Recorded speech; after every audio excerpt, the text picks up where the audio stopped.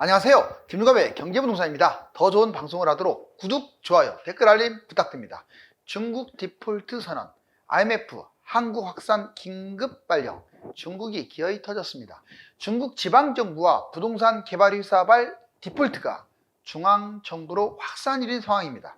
가뜩이나 외국 기업이 탈출하고 1대1로의 막대한 부채 폭발에다가 유안화 급락, 유가 급등 등이 원인으로 지목되고 있습니다. 문제는 중국이 위기에 빠질수록 경제적, 지리적으로 가까운 우리나라에도 심각한 타격이 예상된다는 점입니다. IMF는 중국의 위기가 IMF로 확산되는 것을 경계하고 있습니다. 유료상담은 010-2616-6276 제가 직접 메소타민과 입지를 전해드립니다. 지금 바로 전화 주십시오. 중국 디폴트 선언, IMF 한국 확산 긴급 발령. 지금 중국이란 나라가 상당히 위태위태합니다. 여러 가지 요인이 있어요. 개발회사. 일단 부동산 개발회사가 문제가 근본적인데 지방정부도 디폴트가 막 나고 있고요. 서로 잘 보이려고 중앙정부에 하다가 이 짝이 난 거죠. 자, 일당 독재. 이것도 문제입니다. 자, 해외 탈출. 지금 모든 자본금이 썰물처럼 빠져나가고 있어요. 달러부죠. 여보세요. 손발이 꽁꽁 묶인 채로 이 지금 5가지 위기에 어떻게 빠져나갈 수 있을까요? 자, 먼저 중국 디폴트 선언. 중국 지방정부 디폴트. 일단 여기서부터 터졌어요. 자, 결국 수문대관 터졌다. 정부 디폴트. 지방정부 특수법인 채무 불이행. 지방정부 법인이요. 채무를 이행하지 못한다. 자, 이거 연쇄 폭발할 위험성이 크죠. 지방정부 채무 6,644조라고 말하지만 실제 몇 경 정도 될 거예요. 천문학적이네요. 중앙정부. 자, 공산주의의 디폴트설. 지금 이미 터졌는데 막고 있다. 이런 설도 상당히 유력하고요. 위기 탈출. 지금 이미 벗어났다. 지표를 보면은 근데 그 지표마저도 어디까지 미래할지. 자, 신용. 피치는 중국의 국가 신용 등급을 강등시켜 버렸습니다. 무디스 역시 중국의 국가 신용 부정적 하향. 먼저 무디스가 강등하니까 피치도 따라갔죠.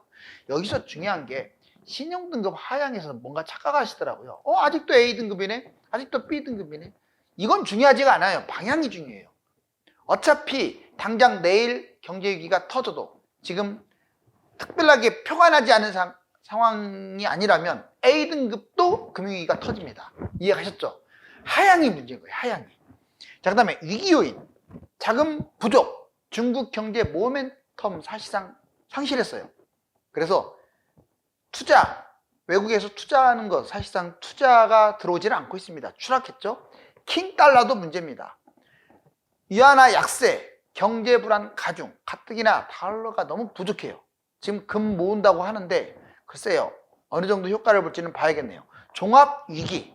한마디로 중국은 종합 선물 세트처럼 위기가 다양해요. 성장률도 지금 문제고 부동산 폭락 문제도 있고 기업 부도, 기업 연체율도 심각합니다. 자, 이제 최근 중국 분기 과정 이 시나리오대로 실제로 가고 있어요. 중국의 인구, 값싼 노동력, 처음에는 값도 싸고 좋았죠. 양질이었죠. 그런데 외국 기업의 기술 전수, 중국 정부의 자국 기업 보호 너무 좀 지나쳤죠. 이게 공산주의의 공통적 특성이긴 한데 이러다 보니 중국 기업 부각, 짝퉁 기업 세상. 그러니까 중국에서 오히려 중국에 투자하는 해외 기업들을 보호할 생각은 안 하고요. 자꾸 이용해 먹고 스파이짓 하고 짝퉁 기업 만들어 놓고 그 다음에 중국 정부의 해외 기업 홀대. 이제 노골적으로 홀대하죠. 당연히 인건비 급증, 대기 오염 뭐 여러 가지 문제로 인해서 자, 해외 기업이 지금 많이 빠져나왔어요. 이탈하고 중국 실업이 또 급증합니다. 가뜩이나 또 경제도 엉망진창이에요. 경제라도 좋으면 뭐 내수로 또 갈 수 있는데 중국 정부 설득. 이제서 뒤늦게서 자 이미 떠나간 외국 기업들을 설득하고 있는데 여러분 같으면 돌아가겠어요? 기업 회귀 불가능하죠. 바로 이게 톱니바퀴처럼 계속 돌고 있는 거죠. 자, 그럼 떠난 기업들을 우선 눈에 띄는 것들만 말하면 삼성, 애플, 중국을 떠난 기업들이에요. 닌텐도, HP, 까르푸, 앱손, 아마존, 메트로, 오라클, 퀄컴, 롯데마트, 정말 많네요. 그죠? 이렇게 많은데 이것만 있겠어요? 또 최근에 막 떠나는 회사들이 많습니다. 아예 유치를 또 안 한다는 것도 문제죠.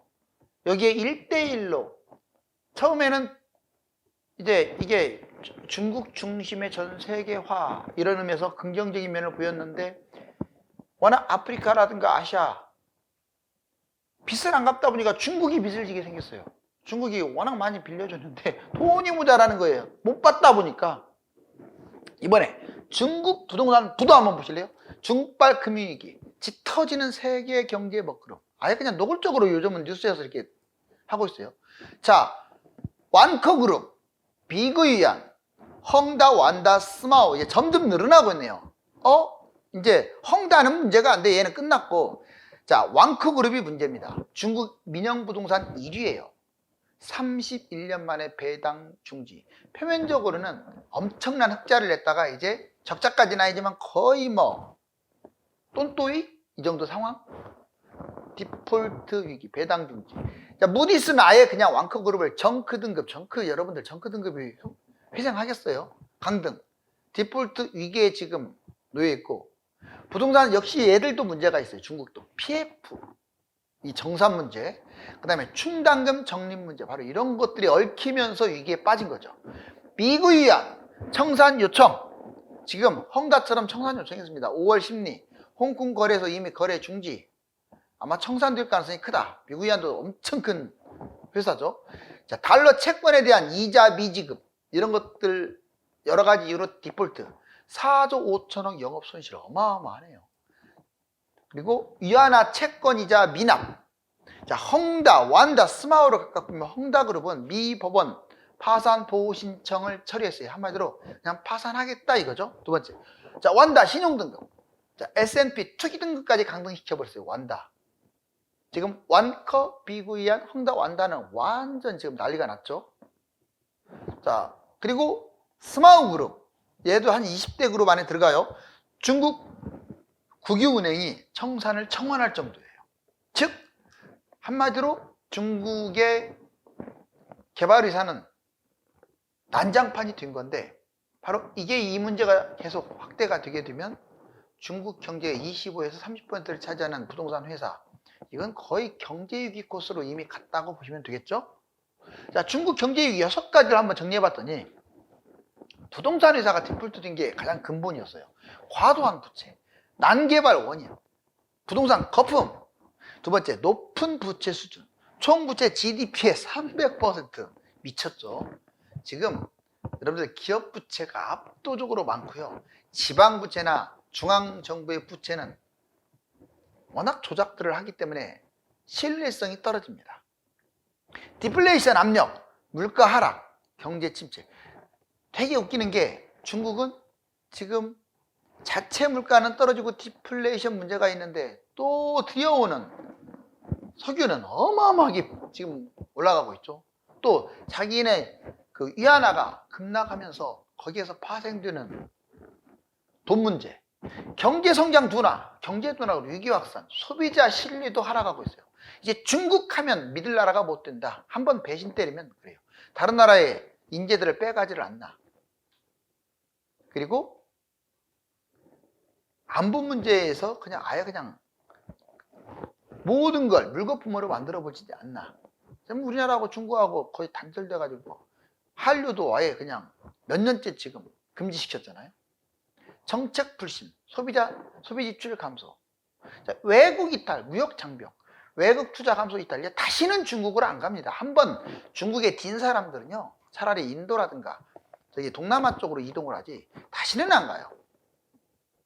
그게 문제죠. 한국 제2의 IMF 대장, 우리나라까지 좀 퍼지지 않았으면 좋겠어요. 그렇지만 우리나라도 제2의 IMF가 온다라고 지금 언론에서 떠들고 있는데, 자, 민간 대출, 가계부채 GDP 대비 105%, 가처분 207%로 세계 1위입니다. 기업 대출 GDP 126, 세계 3위. 중소기업이 특히 심각하고, 좀비 기업, 한국 기업의 30% 정도가 좀비 기업이다. 심각하죠. 이자도 못 갚아요. 특히 좀비 기업, 한계 기업은요, 주로 중견 또는 대기업들이 여기에 해당된다는 게 심각한 거죠. 연체율 급등해가지고 7년 만에 최고치. 1, 2금융권 지금 위기입니다. 특히 2금융권이 위기죠. 이금융, 저축은행 5.1, 새마을금고 6.2, 뭐 기타, 여신, 카드, 심지어는 증권, 보험사도 흔들흔들. 5대 은행, KBC는 하나, 우리 NH는 그렇게까지 위험하지는 않지만 그래도 얘들도 예전에 비해서는 두세 배 위험 속도를 보이고 있어요. 0.30 연체율. 자, PF 대출, 누가 뭐래도 이 PF 대출로 어떤 대기업, 대형 건설사나 어떤 은행이 부도가 날 것인지 관심사예요. PF 대출 잔액 134조. 대출 73% 이금융권. 이금융권에 몰려있다 이거죠. 자, PF 연체율 3배나 지금 뛰었어요. 연체가.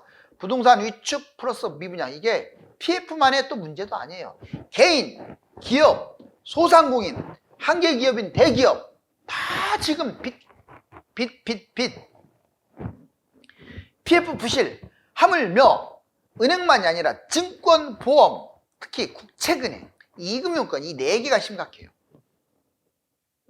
1억으로 돈 굴리기. 이제 위기가 한번 돌아온다 뭐 국내까지 확산이 안 되겠으면 좋겠지만 거의 미국이나 중국이 금융위기가 터지면 우리나라뿐만 아니라 일본, 유럽 웬만한 나라들은 다 주가가 반토막 난다고 보면 돼요. 주가 반토막이라는 것은 금융위기가 같이 터진다는 거거든요. 어쩔 수 없어요. 영향력이 크기 때문에. 1억으로 돈 굴리기. 자, 아파트 갭 투자. 서울은 사실상 이제 1억이 전멸했다고 볼 수가 있네요. 다만 요즘 이제 전세값이 좀 올라가긴 하는데 굳이 꼭 몇 군데 찝어내자면 서울 외곽이 10평대, 뭐 15평 뭐 이런 거 있잖아요. 다 잡는다는 게 아니라 일부.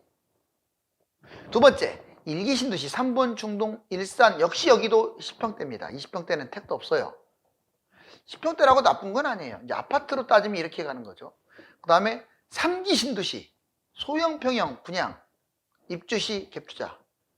뭐 예를 들어서 분양가가 한 4억이다 또는 3억이다 작은 것들 그러면 1억이면 어느 정도 넣을 수 있죠. 자, 그 다음에 서울의 재개발 빌라.